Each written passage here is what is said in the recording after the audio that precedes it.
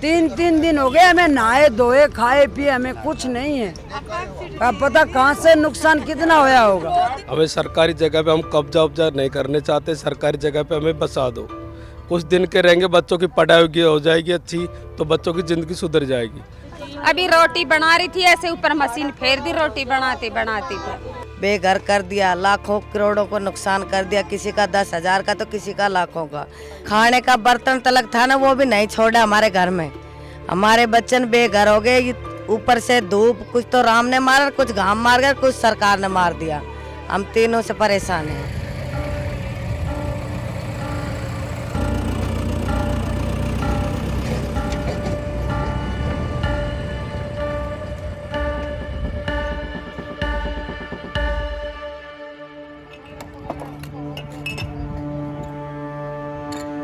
5 अप्रैल को furniture, cutlery और सजावट के सामान के लिए मशहूर गुरुग्राम के बंजारा मार्केट में पिछले 6 महीनों में दूसरी बार बुलडोजर चला।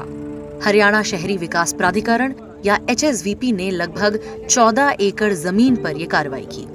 HSVP के अधिकारियों ने क्विंट को बताया कि हरियाणा सरकार की जमीन पर बनाई गई 900 झुग्गियों को तोड़ दिया गया है।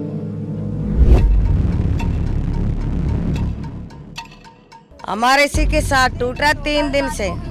कल रात रात ऐसे सोए मच्छरों में, ऐसे में बहुत परेशान हुए। तो बिगड़ लाइट नहीं, लाइट है बहुत ज्यादा, रोना बहुत जोर का बच्चे हमारे। नहीं तो लाइट है दीदी, नहीं और कुछ है। बहुत ही परेशान हो रहे, जिसकी कोई कहने की बात ही नहीं है दीदी। आपकी कोठी बिल्डिंग टूटती है, कितना दुख होता है। हमारी ये कोठी है, ये घर है, ये मकाम है। जब से चित्तौड़ से निकले तब से परेशान नहीं थे हम, इतने जो अब हुए हैं। बहुत ज्यादा परेशान हो रहे हैं हम। रोटी खाए को 3 दिन हो गए हैं हमको मैडम, बहुत परेशान हो रहे हैं। सच में खाना भी नहीं खाया है हमने 3 दिनों से।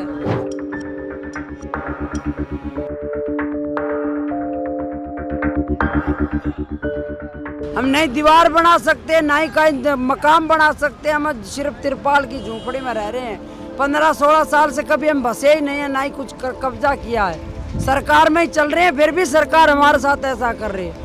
और बच्चों की ये पढ़ाई कर रहे थे, अब यहाँ से पढ़ाई हो रही है बच्चों की, यहाँ से हटा दिया तो पढ़ाई हम बच्चों की खराब होगी कि नहीं होगी। ये सरकार को करना चाहिए। हमें सरकारी जगह पे हम कब्जा उब्जा नहीं करने चाहते, सरकारी जगह पे हमें बसा दो। कुछ दिन के रहेंगे, बच्चों की पढ़ाई हो जाएगी अच्छी तो बच्चों की ज़िंदगी सुधर जाएगी। यहाँ से तोड़ दिया तो बच्चों की हो जाएगी ज़िंदगी खराब है, पढ़ाई भी खराब है। आज का सब कुछ है पढ़ाई का।